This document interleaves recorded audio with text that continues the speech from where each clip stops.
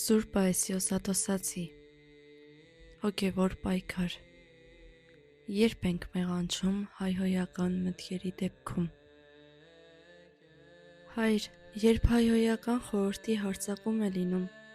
սակայն իմ համաձայնությունը չկա, մեղավոր եմ։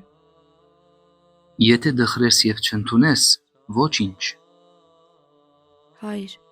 երբ է մարդը մեղանչում հայհոյական մտքի դեպքում։ Եթե չի դխրում հայհոյական մտքի համար և նստում ու զրուցում է այդպիսի խորհրդի հետ, այդ դեպքում մեղանչում է։ Եվ ինչքան շատ ընդունի հայհոյական խորհուրդները, այնքան սատանայական մեծ խռովքի ենթարկվի։ Որովհետև երբ մտքով հայհոյական խորհուրդ է անցնում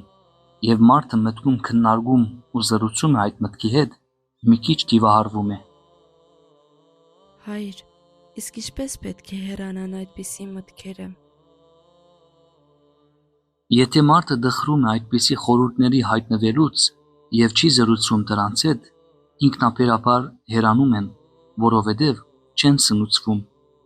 Չճրվող ծառը կչորանա, սակայն երբ մարդը թեկուզ մի բան հաճույք է ստանում այդպիսի մտքերից,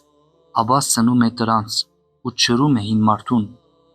Այդ դեպքում խորհուրդները դժվարությամբ են չորանում։ Հայր,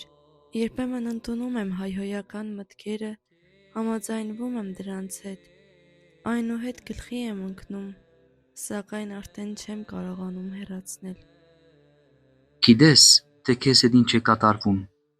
Մի բան միտքդ ուրիշ տեղ է, ցրված ես և բաց բերանով բարապ կանգնած ես։ Այդ ժամանակ գալիս է սատանան, բերանիդ մեջ մի քաղցրեղեն է գցում և դու սկսում ես ծամել։ Զգում ես նրա համը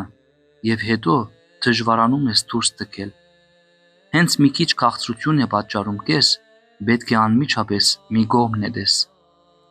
Հայր, իսկ եթե հայհոյական խորհուրդը մի քիչ ընդունում և հետո հեռացնում եմ։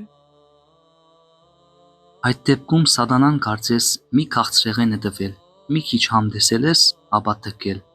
Պետք է անմիջապես թքես։ Հակառակ դեպքում սկզբում մի քաղցրեղենով քեզ կխաբի, հետո թույնով կլցնի ու կծաղրի։